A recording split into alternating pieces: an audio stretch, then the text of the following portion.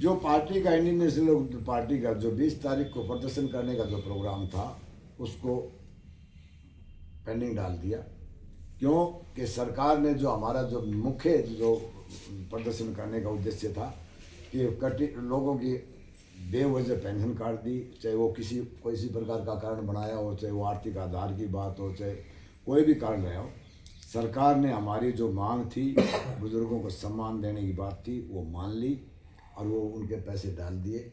इस वजह से हम इसको जो 20 तारीख का हमारा जो प्रदर्शन था चंडीगढ़ में उसको हमने पोस्टपोन कर दिया।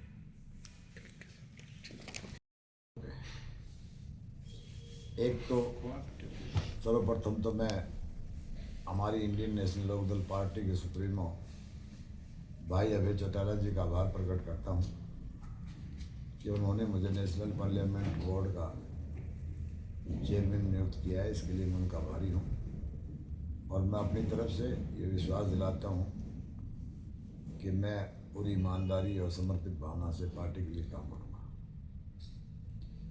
दूसरा जो एजेंडा है वो आज है कि इंडियन नेशनल लोकदल पार्टी का एक प्रोग्राम था कि जो हमारे बुजुर्गों की पेंशन काटी गई थी और जो कि 2 महीने से उनके खाते में नहीं डाली गई थी, उसके बारे में पार्टी ने प्रोग्राम बनाया था कि 20 तारीख को हम एक बड़ा प्रदर्शन बुजुर्गों को लेके जाएंगे। जिन लोगों की पेंशन कटी है और जिनको पेंशन नहीं मिल रही उन सब को वहाँ इकट्ठा करेंगे और दबाव बनाएंगे कि उन बुजुर्गों को पेंशन दी जाए और उनकी पेंशन बढ़ाई जाए। जहाँ तक सरकार की बात है, ये जो बुढ़ापा पेंशन हमारे स्वर्गीय चौधरी देवलाल जी ने जो चालू की थी, ये किसी आर्थिक आधार की बात नहीं थी, एक तो सम्मान की बात थी और लोगों ने बड़ी खुशी जाहिर की थी उस टाइम भी। आज की सरकार जो ये अड़ंगे डाल रही है, इन सब बातों को लेके हमारा 20 तारीख को प्रदर्शन था और हमारी पार्टी इंडियन नेशनल लोकदल की पार्टी एवं भाई अभय चौटाला के प्रयास से सरकार ने सारी बातें मान ली। जहाँ तक पेंशन बढ़ाने की बात है, अब ये प्रचार करते फिर रहे जैसे बड़ा तीर मार लिया, 200 रुपये हम बढ़ा रहे हैं। 200 रुपये तो एक ऊँट के मुंह में जीरा है। हमारी पार्टी के टाइम में भी जब 100 रुपये जो देवलाल जी ने स्टार्ट किए थे तो 3 गुना तो उसी टाइम कर दिए थे। आज पार्टी 200 रुपये बढ़ा के क्या दर्शाना चाहती है मैं नहीं समझता। जहाँ तक सरकार की बात है, अब मुख्यमंत्री के बारे में तो कुछ कहने की जरूरत है नहीं। जो राजा बगैर लड़ाई की हार मान ले, एक मुख्यमंत्री अपने मुंह से जो ये कह देते हैं कि भाई मेरी तो 1% भी नहीं चलती, मैं तो एक चपरासी का ट्रांसफर भी नहीं कर सकता, उस पर कोई टिप्पणी करने का तो कोई औचित्य बनता नहीं। जी बिल्कुल, बात करें तो बजट हाल ही में आया था, उसको लेकर के आप किस तरह से देख रहे हैं? हरियाणा को क्या कुछ उसमें आपको लग रहा है मिला? पिछले काफ़ी समय से हरियाणा की अनदेखी रही है। जहाँ तक सेंट्रल गवर्नमेंट की बात है, केंद्रीय सरकार की बात है, वो तो वैसे भी हरियाणा को कभी इसने अपना हक दिया ही नहीं। और वो तो विशेषकर चाहे वो पंजाब हो, चाहे वो हरियाणा हो, चाहे उत्तर प्रदेश हो, वो तो सबको पता है। पीछे हमारे किसान भाइयों ने आंदोलन भी करके देखा था। ये पूर्ण रूप से किसान विरोधी है। भाव चाहे वो खाद के हों, चाहे डीजल के हों, चाहे पेट्रोल के हों, दिन दुगने रात चुगने पड़ रहे हैं। जबकि किसान को ना पानी है ना खाद है, मारा मारी रहती है।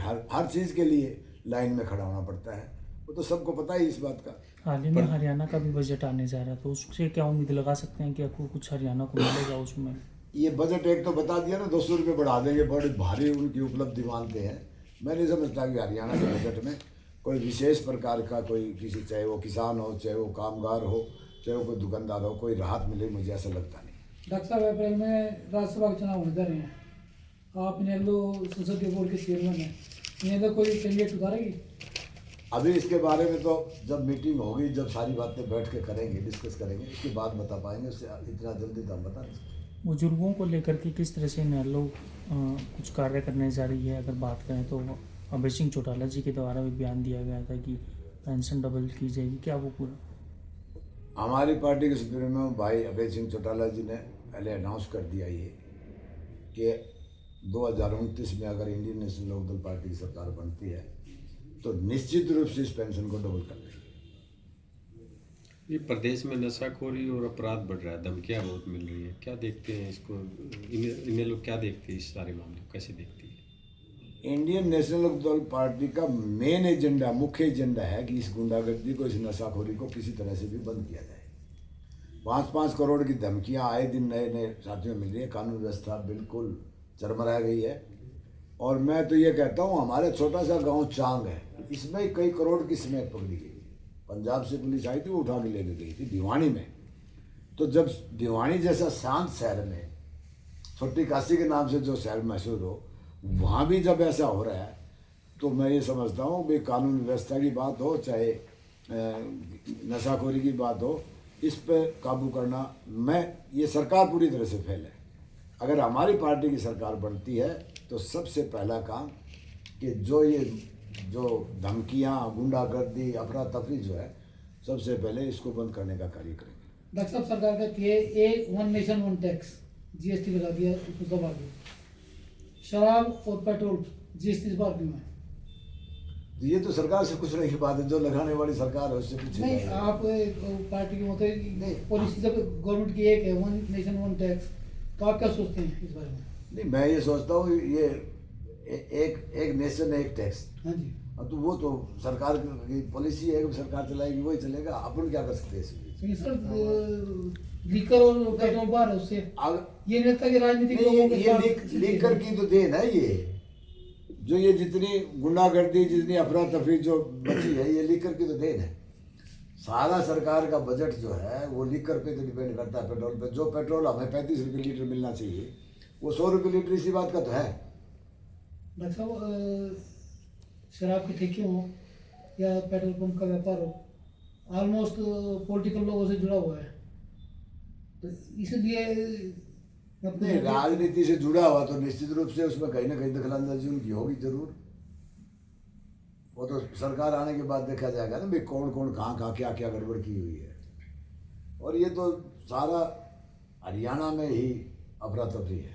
एक जी, इनेलो जो है क्षेत्रीय पार्टी है, क्षेत्रीय मुद्दों को उठाने को लेकर के जैसे कांग्रेस में इतनी गंभीर हो, जीराम जी जैसे नेशनल मुद्दे उठाती, हरियाणा में रोजगार को लेकर काफ़ी दिक्कतें आ रही हैं। 22% के करीब अब HPSC ने जो जॉब्स लगाई पिछले 2024 अप्रैल से 26 तक, वो बाहरी राज्यों से हैं, तो उसको लेकर कोई मुद्दा नहीं उठाया जा रहा। दूसरा, जो जॉब रेगुलर हैं जैसे, उनमें काफ़ी पदों को खाली छोड़ दिया जाता है, बच्चों को पास नहीं किया जाता, इस लेवल का एग्ज़ाम सेट किया जाता है, बाहरी उम्मीदवार उसमें सेट हो रहे हैं। तो क्षेत्रीय दल का क्या ये दायित्व नहीं बनता? ये जो भारतीय जनता पार्टी की सरकार जो हरियाणा में है, वो बैसाखियों पे, यहाँ चाहे रोजगार की बात हो तो भी बाहरी प्रदेश से रोजगार भरे जाते हैं, बाकी खाली जगह पड़ी हो पड़ी रहेगी। ये आज भी आप अगर सारा सर्वे करोगे तो दुनिया भर के जो हमारे बेरोजगारों को अनदेखा करके, चाहे वो गुजरात के हों, चाहे उत्तर प्रदेश के हों, बहुत सारे बच्चे यहाँ पर जो भर्ती किए। यहाँ तो HPSC का चेयरमैन तक के पास, इनके पास कैंडिडेट नहीं है। इनका विश्वास ही नहीं है किसी पे, जो ऊपर से आ गया वो थोप दिया।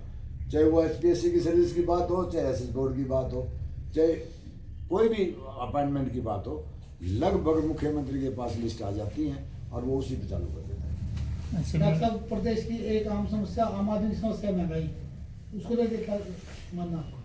वैसे तो ये केंद्रीय मुद्दा है, लेकिन हम अपनी तरफ से प्रयास करेंगे कि इसको किसी तरह से हमारे प्रदेश में तो कम से कम काबू में किया जाए। 23 अप्रैल को जी नरवाना में युवा सम्मेलन है इनेलो का, तो क्या रोजगार जैसे इस तरह के मुद्दों को उठाएंगे उस मंच से, क्या कहेंगे उसको? हमारी पार्टी का मुख्य जो एजेंडा है, जो मुख्य मिशन है कि हम युवाओं को आगे लेके आए। इसमें जो कि युवा कर्मठ हो, काम करने वाला हो, जिसमें एक इच्छा शक्ति भी हो। ये जो रोजगार की बात है, चाहे महंगाई की बात है, ये जिस सरकार की इच्छा शक्ति कमजोर होगी वो नहीं कर सकती। इसमें कोई किसी प्रकार की कोताही नहीं होगी कि इंडियन नेशनल लोकदल पार्टी की सरकार बनी, जिसके मुखिया भाई अभय सिंह चौटाला होंगे। सबसे पहला एजेंडा ये है कि बेरोजगारों को, अगर बेरोजगार को रोजगार मिलेगा तो क्राइम भी कम होगा। ये जो अफरा तफरी है, इसका एक कारण बेरोजगारी भी है। आम जवान बच्चा जिसने अपनी पूरी पढ़ाई कर ली, सभी तरह से सामर्थ्य हो, लेकिन काम नहीं मिल रहा, तो आखिरकार में वो यही सोचता है या तो नशे की तरफ वो जाएगा या वो क्राइम की तरफ जाए। ये कांग्रेस में मनरेगा को 2029 की लेकर आप जिक्र कर रहे हैं डॉक्टर साहब, 2029 में यदि इनेलो सरकार आती है, यदि अगर आप जिक्र कर रहे हैं बार बार में, क्या कॉन्फिडेंट में नहीं है इनेलो? निश्चित रूप से अगर सरकार की जगह सरकार पे हमारा कोई दबाव नहीं होता तो ये पेंशन वाला मामला नहीं सुलझता। आज सरकार ने कितनी जल्दबाजी में पेंशन डाल दी, 200 रुपये की अनाउंसमेंट कर दी। ये इंडियन नेशनल लोकदल पार्टी का, जब तक जनता नहीं खड़ी होगी, जब तक जनता नहीं सड़क पे आएगी, आवाज़ लगाएगी, उस वक्त तो सब मामला तो पेंडिंग ही है। सरकार बढ़ने से पहले तो हम ये नहीं कह सकते ना कोई बात। हमें ये लगता है कि जो दिन दुगुना रात चौगुना जो इंडियन नेशनल लोकदल पार्टी का ग्राफ बढ़ रहा है, जो लोग जुड़ रहे हैं, चाहे वो नेता हो, चाहे कार्यकर्ता हो, चाहे आम आदमी हो, उससे ऐसा लगता है कि 2029 में निश्चित रूप से इंडियन नेशनल लोकदल पार्टी की सरकार बनेगी।